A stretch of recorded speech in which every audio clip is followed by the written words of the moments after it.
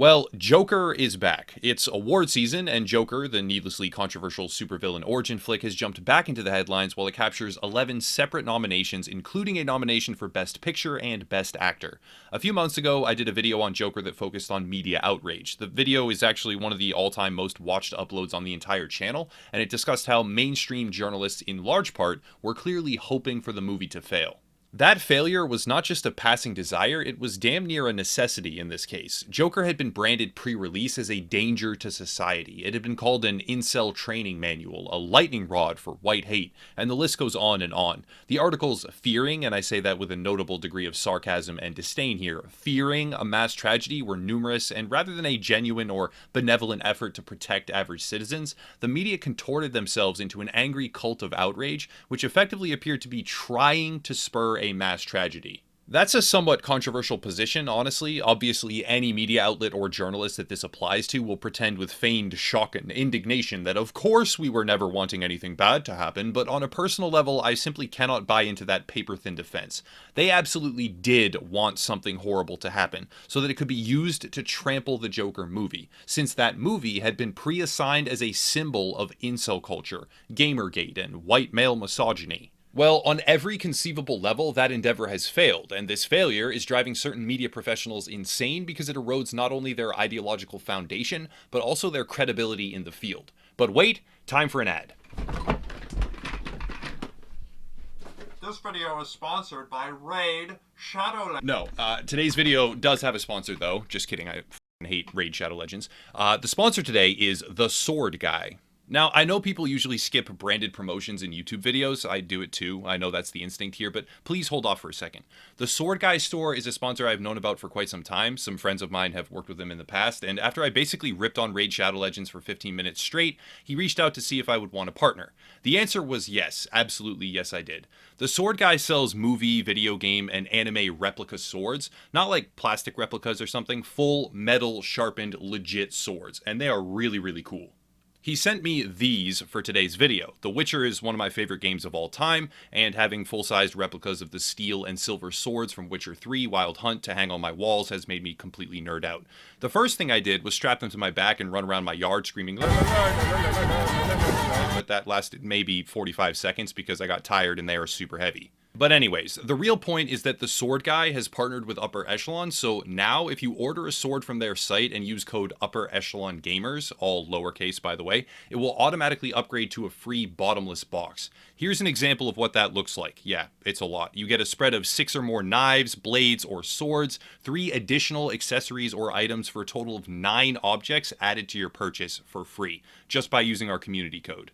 All purchases are made with Canadian dollars, and for safety reasons I should emphasize these are full-tang sharpened steel swords, like fully real swords, as well as other accessories. The Sword Guy has been an absolute pleasure to work with. It is a small family-owned business, well deserving of praise and support. So again, code Upper Echelon Gamers for a bottomless box upgrade, and I'll link the store down below. Please consider checking it out. Ad read over. Back to Joker. Sections of the media were against Joker since before it even came out, and for a small period of time post-release it appeared to have maybe been a flash in the pan, but as the Oscar nominations came in, it became clear that the animosity had not died down, because recognition of this movie had taken on a life of its own. When you brand something as being symbolic of prejudice and hate, people loving that very thing and widespread critical or audience acclaim for that thing, which you say is bad, kind of impacts your credibility.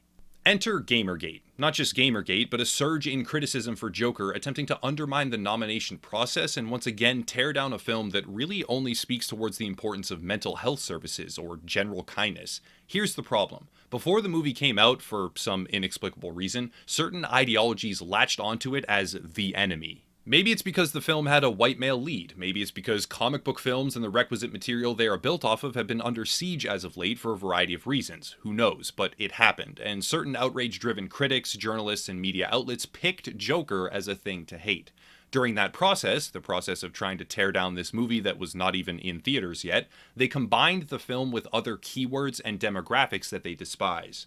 The result was a kind of amalgamation of concepts that turned Joker into much more than just a simple anti-hero origin story movie. It turned Joker into a sort of media boogeyman, which roped in communities like incels or gamers or any number of other demographics that wouldn't otherwise have any real significant or meaningful tie to this particular movie.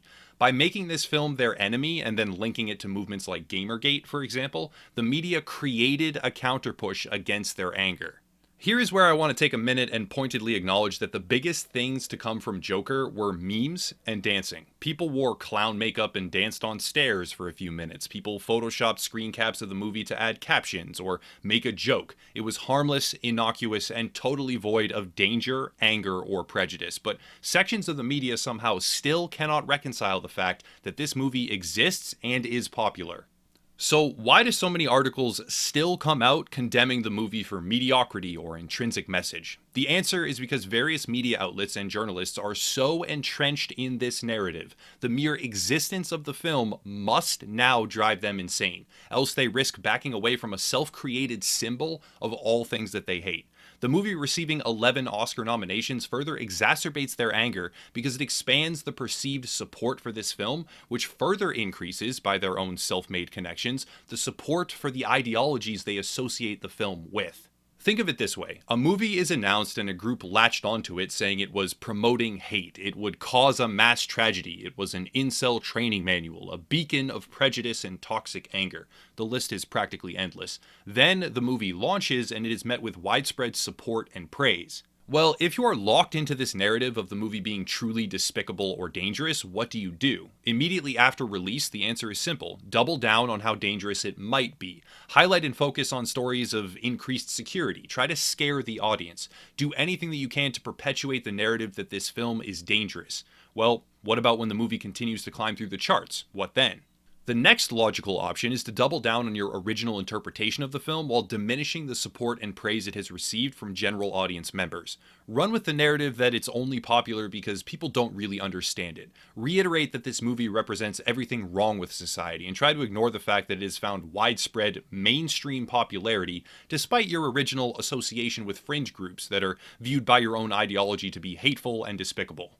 But then it gets nominated for 11 Oscars, including Best Picture, Best Actor, and a whole slew of others. What do you do now? Well, simple. You attack the framework of the Oscars themselves. You call into question the nomination process. You degrade the film yet again. You associate it directly with Gamergate, calling it a triumph for the gaming media ethics movement from half a decade ago. But here's the problem. When the film was unreleased and only a few people had seen it, the false narrative holds up fairly well. There simply aren't enough people to refute the claims at that point. When the film had just released, the claims of danger can still be pushed because the situation is evolving. It's like a basketball game. You can be down on the scoreboard, but until the final buzzer, the narrative of "it can still happen" is defensible. But now, when the film is well and truly past its release, nothing tragic has occurred, every claim of danger the media made has been completely overblown, and the public has embraced the movie with passion and enthusiasm, the ideological island, which creates this phantom Joker boogeyman, has shrunk so small you can barely stand on it. The final straw is when not only widespread general audiences praise the film, but media professionals and Hollywood critics do as well. It's also inconvenient when there are hyper-relevant examples of other popular films that aren't nominated. How about Captain Marvel? Joker and Captain Marvel both crossed the $1 billion revenue line, but Captain Marvel is an award-winning ghost. It simply isn't even in the equation. Captain Marvel was praised far and wide by media outlets for being brave and revolutionary. It is a quintessential example of critical acclaim or praise, while true audiences disagreed. Joker, on the other hand, is a somewhat inverse example where critical acclaim was far lower, but general audience perception surged ahead. With the two films grossing a similar amount in revenue, the fact that Joker has become a clear frontrunner in the awards process, well, it short-circuits a few media brains. Captain Marvel became associated with specific liberal ideologies during the period of time where it was attacked by certain YouTubers, audience members, and comic book fans. Those attacks had to do with Brie Larson, her chosen politics, the film's lore, any number of things, but the result was that the movie became a symbol of anti-incel Hollywood filmmaking for a large section of journalists and media. Joker became an opposing symbol. The media attacked it from the very beginning, but as time went on, those attacks fell apart. The film grew and grew in both success and popularity until the moment where it surpassed all of its peers and became a frontrunner in the awards process for a myriad of different reasons. The issue for the media is that when this happened, it cemented the fact that they were wrong. They were not just wrong about the film, they were wrong about what it might cause, and because of their own insistence on combining the political perspectives of not only the film itself, but also those of its perceived audience, they constructed a sort of avatar, which represents far more than just its own message. It represents, through the media's own self-made idiocy, a bunch of disconnected movements and political perspectives that they find to be abhorrent and despicable. As a result, this thing that they created, this amalgamation of incel culture, gamergate, toxic masculinity, misogyny, and whatever else, is being elevated to a national spotlight of critical acclaim, and it's driving them insane. Joker is a fictional tale about a man hell-bent on sowing chaos in the streets of Gotham. His adherence to that doctrine is what makes him simultaneously impressive and intimidating, but the most impressive thing of all, at least to me personally, is how this fictional story has quite literally inspired chaos in the minds of journalists and media outlets to the point where they cower in fear of violence that never came, or obsess about perspectives that have nothing to do with the film, because the mirror that is being held up to them is reflecting back their own insanity in a way that they are completely incapable of dealing with. That's it for today, though. Again, if you want an amazing sword with a huge upgrade to your purchase for free, there is a link down below to the Sword Guy website, also merch, Patreon, Twitter, and other social media, etc. But I'll cut it there and stop rambling. As always, thank you all for watching, and have a nice night.